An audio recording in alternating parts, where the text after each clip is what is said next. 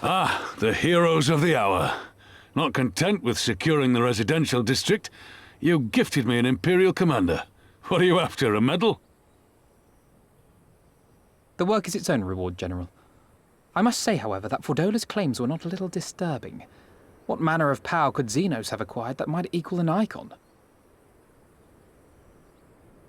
Might she speak of our missing Omega? Very possibly. The Empire's fondness for comparable Allagan technologies is exceedingly well documented. Have we made any progress with our own investigation? None. The search goes on in earnest, but Sid has thus far found nothing of note. Mayhap the Garleans beat us to it. If they were working desperately to repair the machine, that might explain their decision to remain within their walls.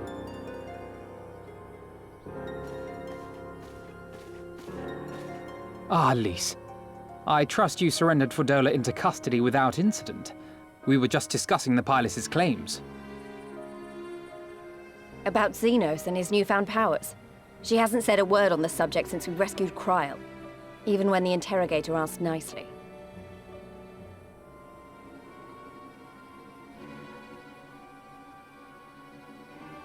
Mayhap I can offer some insight into her claims, or at least into the facility and the experiments they conducted during my time there.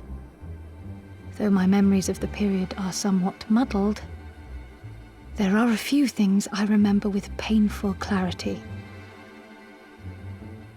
Thancred told us only that Fordola had undergone some manner of treatment. Yes. It is a place wholly dedicated to the creation of enhanced beings, whom they refer to as the Resonant. As I understand it, the process aims to imbue a test subject with the qualities of an individual with demonstrated magical aptitude. This entails the mechanical extraction and transfusion of some manner of primordial essence. So that's how Fordola improved so fast. I knew there had to be something. She wasn't half as strong or quick to predict my attacks when we first met.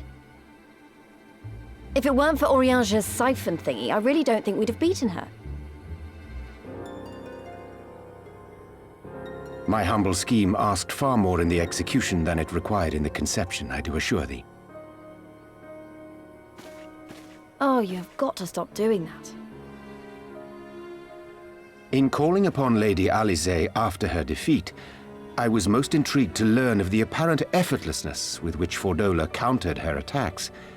'Twas as if she knew the blade's destination ere its journey began. A most impressive feat under any circumstances, but an almost miraculous one when considered in the context of Fordola's unfamiliarity with my lady's arts. How then could she so perfectly predict an unknown opponent's every move?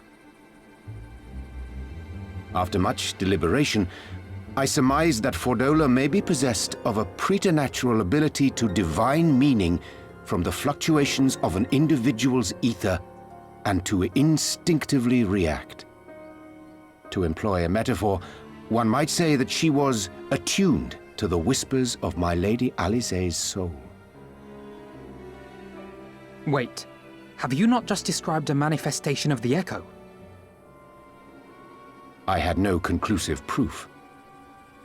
The available anecdotal evidence suggested only that Fordola was uncommonly sensitive to etheric fluctuations, and 'twas this which led me to develop my stratagem. I would fashion a device with the capacity to generate a massive disruption in the surrounding ether.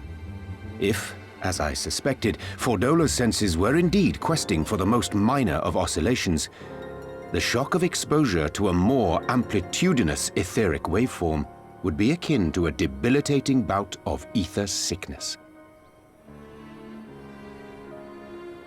How ingenious.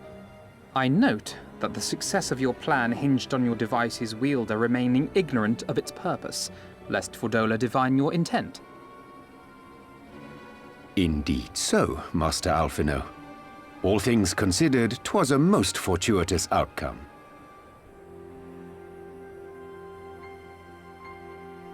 That's putting it mildly. In any event, if Urianger is correct, that would mean these Resonant have been granted the power of the Echo via artificial means. A sobering thought, to say the least, and one which makes me wonder what else Xenos has in store. Whatever the Viceroy's newfound powers, I know of none better equipped to face him. And face him you must. For there is now but one path forward, and it leads straight to Alamigo. And it's not as if we came unprepared. We've got all our friends and allies fighting for the same thing. Honestly, right now, I feel like we could take on anyone and win. And I mean anyone.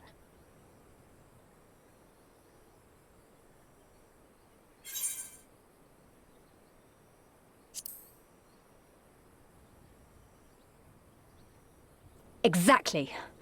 Oh, I wouldn't want to be in Xenos' boots. Not with the likes of us coming to get him. Right, I'd best get back to the residential district. Thancred and the Resistance forces are waiting.